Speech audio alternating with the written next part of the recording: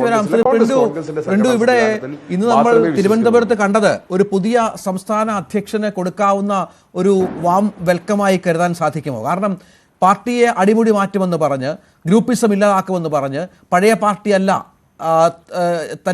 താൻ നയിക്കാൻ പോകുന്ന പഴയ പാർട്ടിയല്ല, ഇതുമായി ബന്ധപ്പെട്ട അത്തരത്തിലുള്ള ആളുകളൊക്കെ മുന്നോട്ട് വന്നാൽ അവർക്ക് ഈ പാർട്ടിയിൽ സ്ഥാനമുണ്ടാകില്ല എന്നൊക്കെ പറഞ്ഞ് വലിയ പ്രതീക്ഷ, ഒരു പുതിയ മുഖം, ഒരു പുതിയ രീതി, ഒരു പ്രൊഫഷണൽ സമീപനം എന്നൊക്കെ പറഞ്ഞ് പാർട്ടി നയിക്കാൻ ഇറങ്ങിയ ഒരു അധ്യക്ഷനോട് ഇന്ന് നടത്തിയ പോസ്റ്റർ യുദ്ധം, അദ്ദേഹത്തിന് തൊട്ട് മുന്നിൽ പോസ്റ്റർ പതിപ്പിക്കുകയാണ്. അത് ഒരു നല്ല നടപടിയായി ആ പാർട്ടി അധ്യക്ഷന് കൊടുക്കാൻ പറ്റുന്ന നല്ല വെൽക്കമായി താങ്കൾ കാണുന്നുണ്ടോ? അല്ല, ഈ പോസ്റ്ററുമായി ബന്ധപ്പെട്ട് ആദ്യമേ പറയട്ടെ, അതിനകത്ത് BJPക്കോ BJPയുടെ ഒരു പ്രവർത്തകർക്കും യാതൊരു വിധത്തിലുള്ള പങ്കുമില്ല. ഏതെങ്കിലും തരത്തിലുള്ള സാമൂഹിക വിരുദ്ധർ പലതരത്തിലുള്ള പരിപാടികൾ ചെയ്യുന്നുണ്ടാകാം. അതുമായി ബന്ധപ്പെട്ട് BJPയുടെ കണക്ട് ചെയ്യേണ്ട. കാരണം ഇപ്പോൾ BJPക്ക് കേരള സമൂഹത്തിൽ കിട്ടിയിട്ടൊരു പൊതു സ്വീകാര്യതയുണ്ട്. ആ സ്വീകാര്യതയിൽ സത്യത്തിൽ കേരളത്തിലെ മുഴുവൻ രാഷ്ട്രീയ കക്ഷികളും അസ്വസ്ഥരാണ്. കാരണം രാജീവ് ചന്ദ്രശേഖരനെ പോലെയുള്ള ഒരാൾ കേരളത്തിന്റെ BJPയുടെ സംസ്ഥാന അധ്യക്ഷനായി വരുന്നു. കേരളത്തിലെ എല്ലാ സമൂഹത്തിൽപ്പെട്ട ആളുകൾ ഉൾക്കൊള്ളാനും അവരുടെ കാഴ്ചപ്പാടുകൾക്ക് അനുസരിച്ചുകൊണ്ട് ജനങ്ങൾക്ക് മുമ്പിൽ വലിയൊരു വിഷൻ, കേരളത്തിന്റെ ഒരു വലിയ വികസന മോഡലിന്റെ വിഷൻ വെക്കാവുന്ന ഒരാൾ സംസ്ഥാന പ്രസിഡന്റായിട്ട് BJP വരുന്നു. അപ്പൊ സ്വാഭാവികമായിട്ട് അതിന് കേരളത്തെ 10-70 വർഷമായിട്ട് ഭരിച്ച് മുടിപ്പിച്ച രണ്ട് മുന്നണിയിൽപ്പെട്ട ആളുകൾക്ക് സ്വാഭാവികമായിട്ടുള്ള അതിന്റെ പ്രശ്നങ്ങൾ ഉണ്ടാകാം. അപ്പൊ കേരളത്തിന്റെ ഒരു സ്റ്റൈലിനനുസൃതമായിട്ടുള്ള ഒരു നേതാവ് കേരളത്തിന്റെ BJPയുടെ സംസ്ഥാന നേതാവായി വരുമ്പോഴുള്ള അസ്വസ്ഥതകൾ പലതരത്തിലുള്ള പല എതിർകക്ഷികളും പ്രകടിപ്പിക്കാറുണ്ടാവും. ഇപ്പോൾ ആദരണീയനായിട്ടുള്ള BJPയുടെ മുൻ ജില്ലാ പ്രസിഡന്റ് നേരെ ഒരു പോസ്റ്റർ യുദ്ധം നടത്തുമ്പോൾ അദ്ദേഹം തന്നെ അതിനെതിരെ കേസിന് പോയിട്ടുണ്ട്, അദ്ദേഹം കേസ് കൊടുത്തിട്ടുണ്ട്. നമുക്കറിയില്ല, സാമൂഹ്യ വിരുദ്ധരാണ് പോസ്റ്റർ പതിച്ചതെന്നുള്ള ആക്ഷേപം എനിക്ക് തോന്നുന്നു ആദ്യമായിട്ടാണ് ഒരു BJP നേതാവിന്റെ ഭാഗത്തുനിന്നുണ്ടാകുമെന്ന് തോന്നുന്നു. വി വി രാജേഷും മറ്റ് BJP നേതാക്കന്മാരും ആരും പറഞ്ഞിട്ടില്ല. അല്ല, ഞങ്ങളുടെ പാർട്ടിക്ക് ഒരു രീതി ഉണ്ടല്ലോ, പാർട്ടിക്കകത്ത് എന്തെങ്കിലും തരത്തിലുള്ള വിമർശനാത്മകമായ കാര്യങ്ങൾ ഉണ്ടെങ്കിൽ പാർട്ടി ബോഡിയിൽ ചർച്ച ചെയ്തുകൊണ്ട് അതിന് പരിഹാരം കണ്ടെത്തുന്നവരാണ് BJPക്കാര്.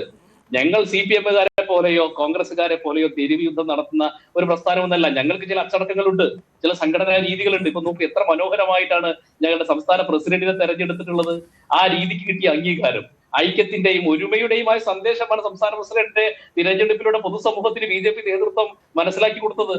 അപ്പൊ അതിൽ നിന്നുള്ള അമർഷം, അതിൽ നിന്നുള്ള ആളുകൾക്കുള്ള പല രീതിയിലുള്ള കാര്യങ്ങളാണ് ഈ പറയുന്ന രീതിയിലുള്ള പോസ്റ്ററുകളായിട്ട് വരുന്നത്.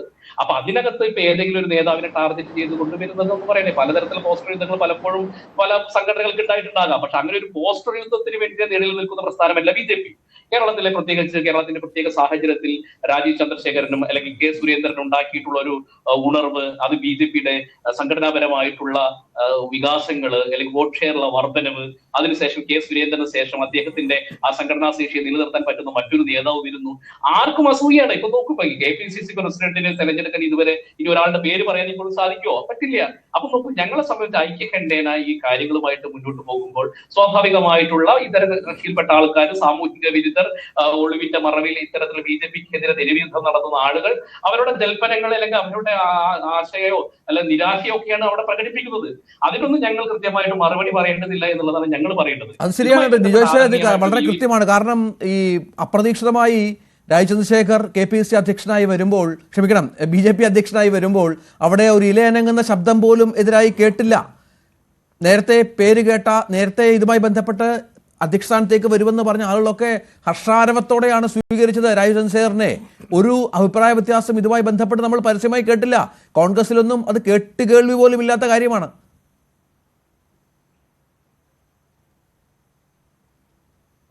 അത് മറ്റേയാൾക്ക് സന്തോഷമായത് മറ്റേയാൾ വന്നില്ലല്ലോ എന്നുള്ളത് കൊണ്ടാണ്. ആ സന്തോഷം മാത്രമാണ് അവർ പ്രകടിപ്പിച്ചത്. അല്ലാതെ ഈ രാജീവ് ചന്ദ്രശേഖർ വന്നത് കൊണ്ടല്ല, ഇദ്ദേഹം വന്നില്ലല്ലോ എന്ന സന്തോഷമാണ് രണ്ട് ഗ്രൂപ്പും ഒരുമിച്ച് പ്രകടിപ്പിച്ചത്. അതൊരു പരസ്യമായ കാര്യമാണ്, ആ സന്തോഷം മാത്രമാണ്. അതിനപ്പുറത്തേക്ക് രാജീവ് ചന്ദ്രശേഖർ വന്നതുകൊണ്ട് എന്തോ മഹാസംഭവം. നിങ്ങൾ അങ്ങനെ ഞങ്ങളെ പാർട്ടി അളക്കല്ലേ? നിങ്ങളുടെ VD സതീശനെയും ഒരുമിച്ച് നിങ്ങളൊന്ന് ഒരുമിച്ചിരുത്തു, എന്നിട്ട് ഐക്യത്തിന്റെ കേരള സമൂഹം കണ്ടതല്ല ഞങ്ങളുടെ ഐക്യം എത്രയാണെന്ന്. ഇതുപോലെ നിങ്ങൾക്ക് ഒരു പ്രസിഡന്റ് തെരഞ്ഞെടുക്കണമെങ്കിൽ കോൺഗ്രസ് ഇനിയും ഒരു നൂറ്റാണ്ട് പിറകിൽ പോകേണ്ടി വരും. BJP എന്താണ് എന്ന് നിങ്ങൾ പ്രത്യേകിച്ച് ക്ലാസ് എടുക്കേണ്ടതില്ല. നിങ്ങൾ കേരളത്തിൽ ഏത് സ്ഥലത്ത് പോയാലും നിങ്ങൾക്ക് കാണാം. ഇപ്പൊ പോസ്റ്ററിനകത്ത് പറഞ്ഞിരിക്കുന്നത് എന്താ പ്രിന്റു? പോസ്റ്ററിനകത്ത് കഴിഞ്ഞ തെരഞ്ഞെടുപ്പിൽ തോൽപ്പിച്ച VV രാജേഷിനെ പുറത്താക്കുക.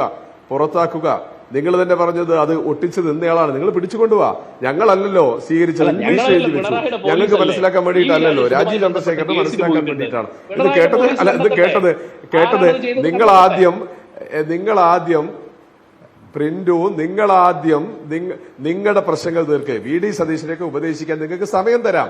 നിങ്ങൾ ആദ്യം രാജീവ് ചന്ദ്രശേഖരനെ മനസ്സിലാക്കി ഇതാണ് പോസ്റ്റർ, ഇന്നയാളാണ് വി ഡി രാജേഷ്, അദ്ദേഹമാണ് നിങ്ങളെ തോൽപ്പിച്ചത് എന്ന് പറയുന്നു. ഞാനല്ല പറഞ്ഞത്, ഞങ്ങളല്ല. പിന്നെ അത് കോൺഗ്രസ് ആണോ? അല്ലെ, കെ സുരേന്ദ്രനും ശോഭാ സുരേന്ദ്രനും മിണ്ടിയിട്ട് എത്ര കാലമായി? പ്രതിഷേധത്തിന്റെ ഒരക്ഷരം പോലും നിങ്ങൾക്ക് എവിടെയെങ്കിലും കേൾക്കാൻ സാധിച്ചിട്ടുണ്ടോ? ഇനി ഞാൻ പറയട്ടെ, കെ സുരേന്ദ്രനും ശോഭാ സുരേന്ദ്രനും പരസ്പരം മിണ്ടിയിട്ട് എത്ര കാലമായി? അല്ല, നിങ്ങൾ ഒരുപാട് പറയല്ലേ. ഈ പോസ്റ്റ് ഒട്ടിച്ചത് ഞങ്ങളാണോ പ്രിന്റു?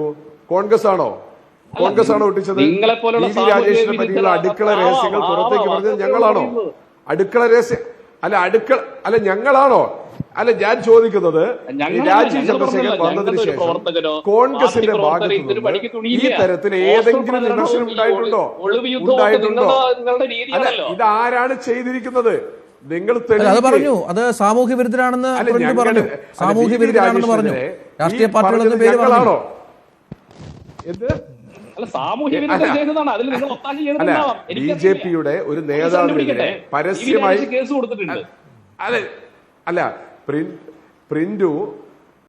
പ്രിന്റു നിങ്ങളുടെ അടുത്ത് എല്ലാ ഭരണ സംവിധാനവും നിങ്ങളുടെ അടുത്തുണ്ടല്ലോ. ദയവ് ചെയ്ത് കേസ് കൊടുത്തിട്ട് വേണ്ട CCTV എടുത്ത് നിങ്ങൾ പുറത്തുവിടുന്നേ. CCTV പുറത്തുവിട്. കോൺഗ്രസ്സുകാരനാണ് വന്ന് പിടിച്ചത് എന്നോ ഒട്ടിച്ചത് എന്നൊക്കെ പറ. നിങ്ങൾക്ക് നിങ്ങളുടെ ഒരു ജില്ലാ പ്രസിഡന്റിനെതിരെ കഴിഞ്ഞ തെരഞ്ഞെടുപ്പിൽ നിങ്ങളെ ഇപ്പോഴത്തെ സംസ്ഥാന പ്രസിഡന്റിനെ തോൽപ്പിച്ച ആൾ എന്ന് ഇംഗ്ലീഷിലും മലയാളത്തിലും പോസ്റ്റ് എഴുതി ഒട്ടിച്ചതിന് ഞങ്ങളുടെ മേലേക്ക് ചാടിക്കയറുന്നത് എന്തിനാ? നിങ്ങൾ നിങ്ങളുടെ പ്രശ്നം പരിഹരിക്കുന്നേ. നിങ്ങൾ അവിടെ ഞാൻ പറഞ്ഞ സാമൂഹ്യ വിരുദ്ധരാണ്. നിങ്ങൾക്ക് ഞാൻ സാമൂഹ്യ വിരുദ്ധരാണെന്ന് പറയുന്ന സമയത്ത് അത് ഞങ്ങളാണെന്ന് നിങ്ങൾ പറയുന്നത് എനിക്ക് എന്താണെന്ന് അറിയില്ല. ഞാൻ അങ്ങനെ നിങ്ങളെ അർത്ഥമാക്കിയിട്ടില്ല.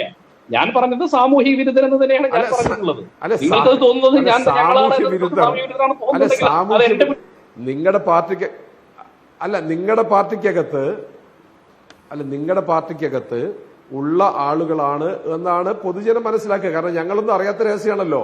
വി വി രാജേഷ് ആരോ പൈസ കൊടുത്തു എന്നോ അതിന് ഷെയർ കിട്ടാത്ത ആളുകളായിരിക്കാം. അത് നിങ്ങൾ പുറത്തേക്ക് പറ.